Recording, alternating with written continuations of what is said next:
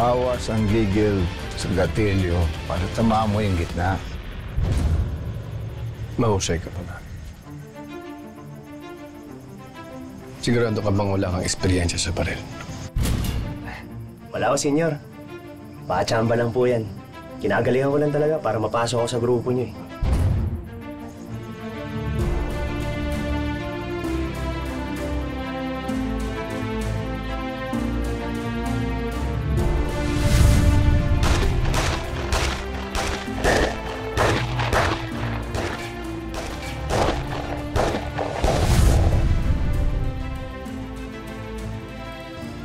Bakit ho, senyor?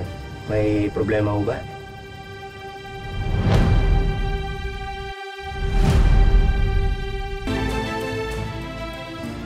Bakit ho, senyor?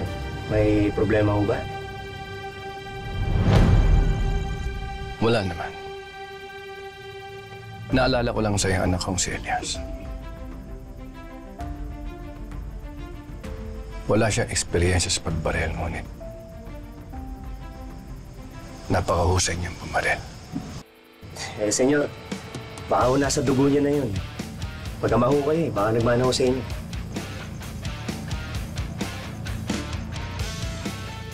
Basta pagbutihin mo lang para tumagal ka sa grupo. Salamat po, senyor.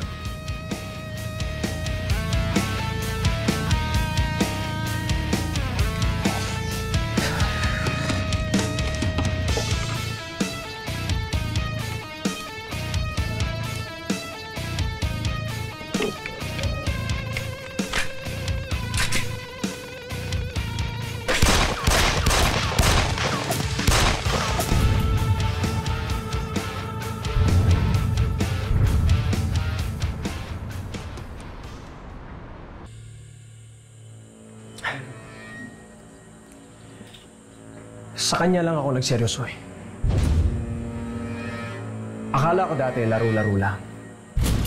Pero iba si Vanessa. Kaya hindi ako papayag na mawala siya sa akin. Hindi ako papayag na lumayo siya sa akin. Bakit? Teka, iba kayo? Nararamdaman ko na unti-unti na siyang lumalim. Iniiwasan niya ako. Pero hindi naman ako papayag. Hindi ako papayag na mawala sa akin si Vanessa.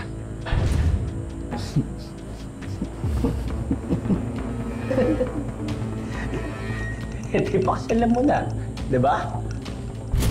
Totally, ikaw rin naman nagsabi na kakaiba siya sa lahat ng babaeng nakilala mo. Hawakan mo sa leeg. Tama. Itali mo na. Sayong-sayo naman, hindi naman naaangal yun eh. Di ba? Sayong-sayo siya. Sakto. Alam niyo, tama kayo eh. Mamaya magpo-propose ako. Pagkatapos ng date namin. Uy, ako best man, ha? Po-propose? Naya mo siya dyan. Best man, best. Ano po best man?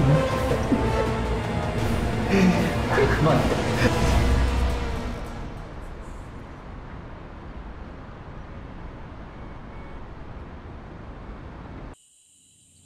Nay,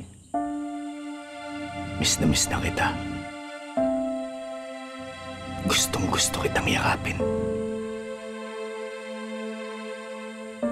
Pasensya ka na ho, Nay, kung hindi pa tayo pwede magkasama sa ngayon, ha? Pero hayaan mo. Aayusin ko po ang lahat. At balang araw, magkakasama ulit tayo. Babalik ako pag maayos na ang lahat. Mahal na mahal kita, Nay. Kaya ako ito ginagawa kasi gusto ko kitang protektahan. Ayoko na mapahamak ka muli. Hindi na po muna ako magpapakita sa inyo ngayon, ha? Gusto ko lang talagang makita na nasa mabuti kang kalagayan.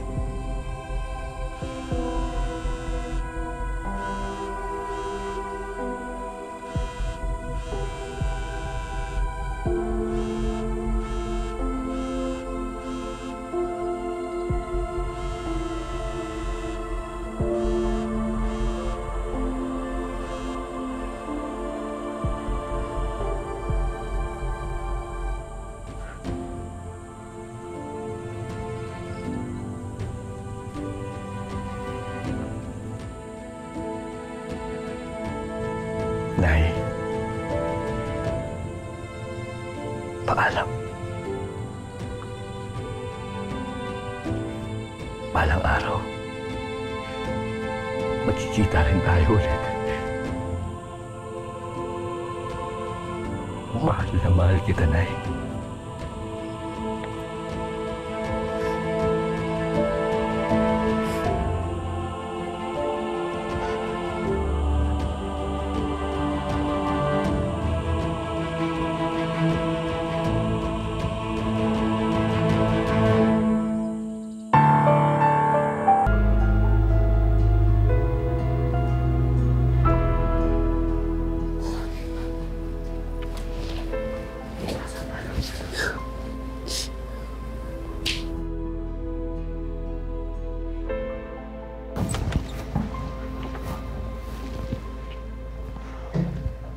Vanessa.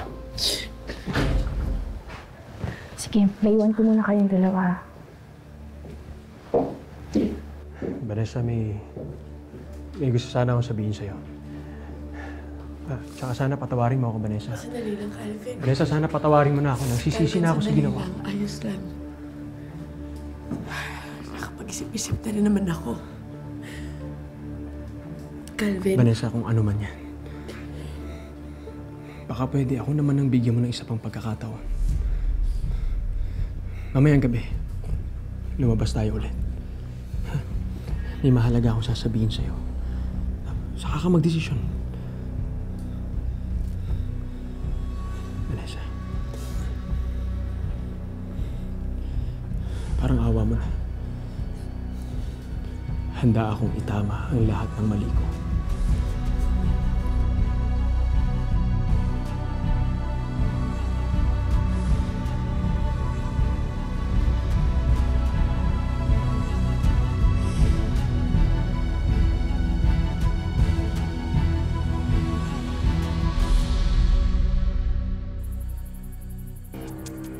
Balita, Hugo. Natuntunan ng tauhan natin yung doktor na tumingin kay Miss Vanessa. At ayon dito, paulit-ulit daw na dinadalaw ni Presidente Williams si Miss Vanessa sa ospital. She has dissociative amnesia. Wala siyang naalala kahit ano mula ng pagkabata niya hanggang bago siya dinala dito sa ospital.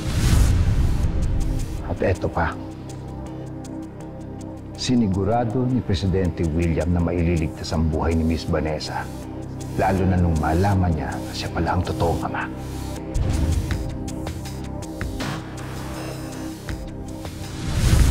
Yung tatay ko daw isang pulis.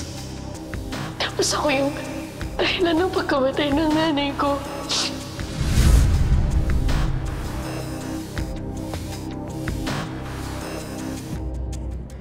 Naalala ko na may kinuwento sa akin si Banet tungkol sa totoong pagkatao ng ama niya na isang pulis.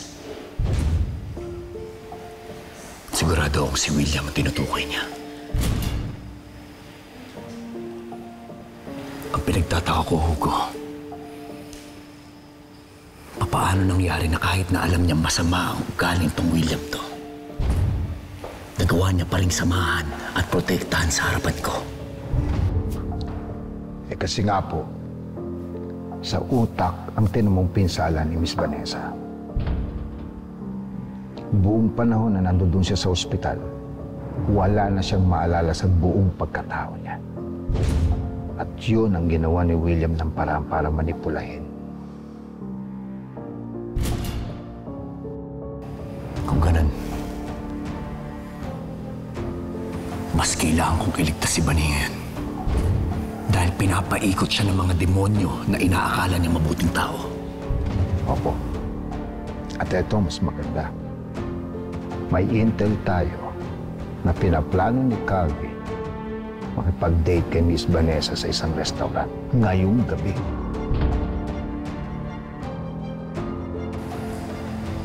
Nasa likod mo ng kamay niya. Nakaalala ko sa'yo.